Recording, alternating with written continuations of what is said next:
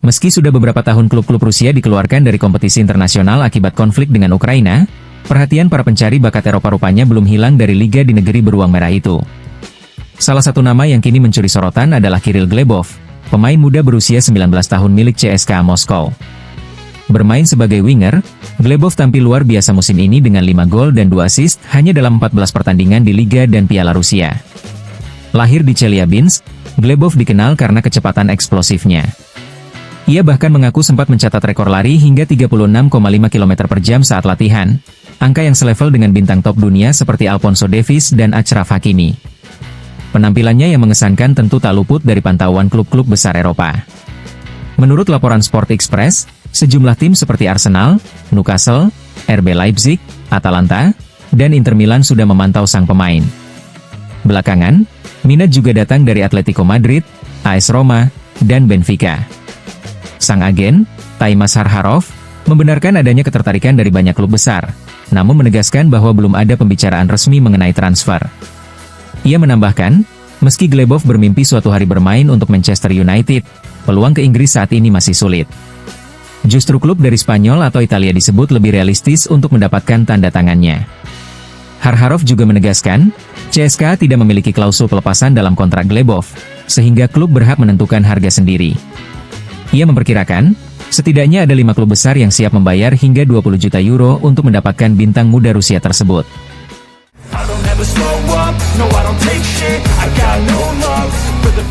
Kabar kurang menyenangkan datang untuk tim nasional Italia dan pelatih Gennaro Gattuso. Bek andalan Inter Milan, Alessandro Bastoni, dipastikan absen dalam laga penting kontra Israel yang akan digelar Selasa, 14 Oktober mendatang di kota Udine. Bastoni mendapat kartu kuning saat menghadapi Estonia, dan karena sudah berstatus dalam posisi rawan sanksi, ia harus menjalani hukuman larangan bermain otomatis untuk laga berikutnya. Sebuah kehilangan besar bagi skuad Azzurri, terlebih Gattuso juga tak bisa menurunkan Buongiorno yang masih mengalami cedera. Namun, di sisi lain, kabar ini justru membawa sedikit kelegaan bagi pelatih Inter, Christian Chivu. Dengan sanksi tersebut, Bastoni akan kembali ke markas latihan Inter di Appiano Gentile lebih cepat dari rencana awal, dan bisa langsung fokus mempersiapkan diri untuk laga Serie A akhir pekan ini melawan AS Roma.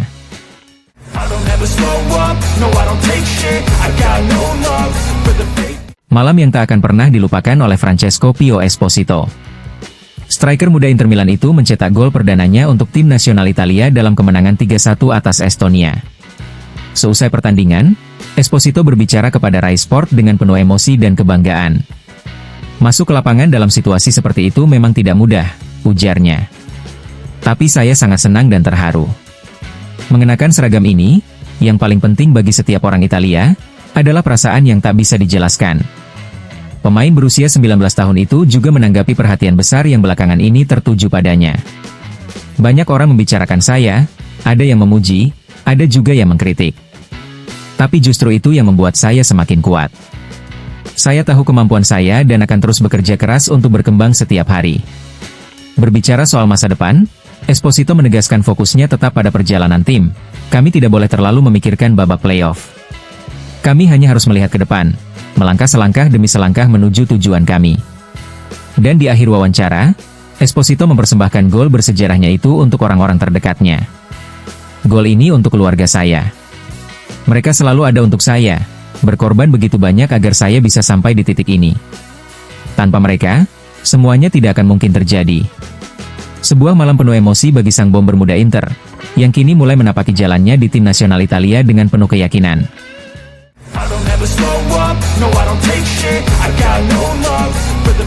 Menurut laporan jurnalis kenamaan Fabrizio Romano melalui kanal YouTube-nya, tidak ada pembicaraan konkret antara Inter dan pihak Robinho Junior, meski rumor sempat beredar luas di media Brasil. Pemain berusia 19 tahun itu saat ini masih menjadi milik Santos, klub tempat ayahnya juga pernah berkarier. Dalam kontraknya, terdapat klausul pelepasan senilai 100 juta euro, dan pihak Santos menegaskan tidak berniat untuk bernegosiasi atau memberikan potongan harga. Romano menegaskan, Inter saat ini tidak memprioritaskan transfer Robinho Junior, dan pembicaraan mengenai kemungkinan kepindahan sang pemain belum berada pada tahap serius.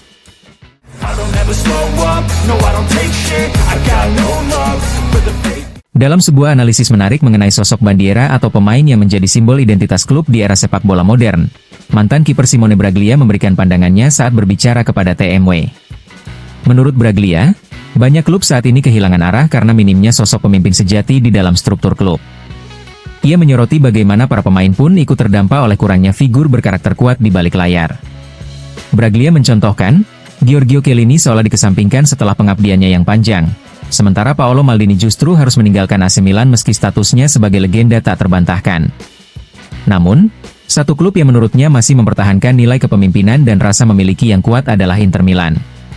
Di sana, masih ada figur-figur penting seperti Javier Zanetti dan Riccardo Ferri, yang terus menjaga semangat dan identitas klub tetap hidup di tengah perubahan besar dunia sepak bola modern. Sebuah pujian tersendiri bagi Inter, klub yang dinilai masih memegang teguh arti sejati dari loyalitas dan kepemimpinan dalam sepak bola.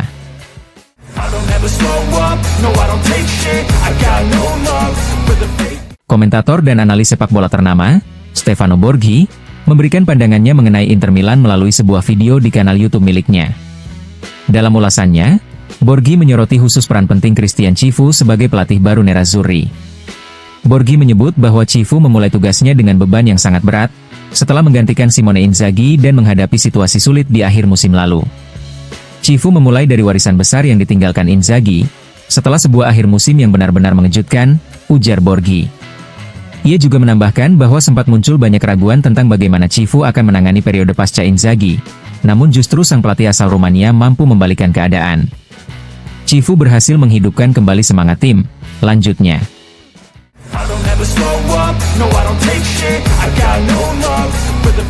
Namanya Matteo Spinacci, tapi di kalangan rekan setim dan penggemarnya, ia lebih dikenal dengan panggilan Spik. Pemain muda Inter Milan ini kembali mencuri perhatian lewat penampilannya dalam laga uji coba melawan Atletico Madrid, dan kini bersiap memimpin Inter U23 dalam laga derby menghadapi Alcione akhir pekan ini. Dalam wawancaranya bersama Sportweek, Spinacci menceritakan perjalanannya dan hal-hal yang masih terus ia kembangkan. Kekuatan utama saya ada pada tembakan dan fisik, ujarnya. Tapi saya masih harus belajar bagaimana mempertahankan bola lebih baik, membantu tim naik menyerang, dan memancing pelanggaran dari lawan. Musim ini menjadi pengalaman pertamanya bermain di Serie C, level senior setelah 5 tahun menimba ilmu di Akademi Inter. Di laga-laga pramusim, saat menghadapi bek-bek berpengalaman, saya sempat kesulitan. Tapi sekarang saya mulai terbiasa dan bisa bersaing secara fisik, ungkapnya. Spinacci juga tengah dalam performa gemilang setelah mencetak 2 gol ke gawang Lumezzane, hasil dari awal musim yang impresif. Awal seperti ini? Jujur, saya tidak menyangka, katanya dengan rendah hati. Ia pun mengaku menjadikan Francesco Pio Esposito sebagai panutan. Saya pernah bermain bersamanya dan tahu betul betapa luar biasanya perjalanannya. Ia layak atas semua yang diraihnya, dan saya menjadikannya sebagai contoh. Jika dulu idolanya adalah Cristiano Ronaldo, kini Spinacci banyak belajar dari Marcus Thuram. Saya merasa punya kesamaan dengannya dalam hal gaya bermain. Saya belum sempat berbicara langsung dengannya, tapi saya bisa bilang dia orang yang luar biasa, selalu bermain dengan senyum dan sangat ramah kepada pemain muda.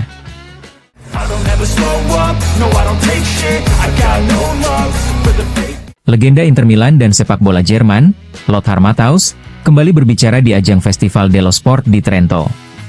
Dalam wawancara panjang bersama jurnalis TMW, Matthaus memberikan pandangannya soal persaingan di puncak Serie A musim ini. Menurut Matthaus, kompetisi di Italia tahun ini sangat terbuka. Tidak ada satu tim pun yang benar-benar unggul. Ada 3-4 klub yang bersaing ketat di papan atas, ujarnya. Dan ini hal yang positif untuk sepak bola Italia, karena banyak pemain timnas yang bermain di klub-klub tersebut. Itu tentu bagus juga untuk perkembangan tim nasional. Berbicara tentang sang kapten Inter saat ini, Lautaro Martinez, Matthaus tidak ragu memberikan pujian tinggi. Dia adalah pemimpin sejati, seorang pencetak gol, punya pengalaman, dan selalu memberikan segalanya untuk klub, rekan setim, dan para fans. Lautaro adalah nomor 10 sejati, ujar sang legenda.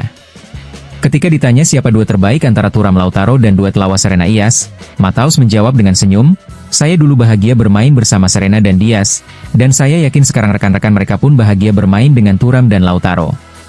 Matthaus juga menyinggung soal Hakan Calhanoglu, gelandang Inter yang dikenal punya tendangan jarak jauh mematikan. "Dia punya kualitasnya sendiri, dan saya punya gaya saya sendiri. Saya hanya mendoakan yang terbaik untuknya, kesehatan, kehidupan yang indah, dan tentu saja kesuksesan bersama Inter. Dan soal peluang Inter di Liga Champions, Matthaus menilai Nerazzurri tidak termasuk dalam favorit utama. Inter harus fokus di Serie A. 2 final dalam 3 musim terakhir sudah luar biasa, semifinal musim lalu pun fantastis. Meski begitu, saya tetap berharap Inter bisa melangkah sejauh mungkin.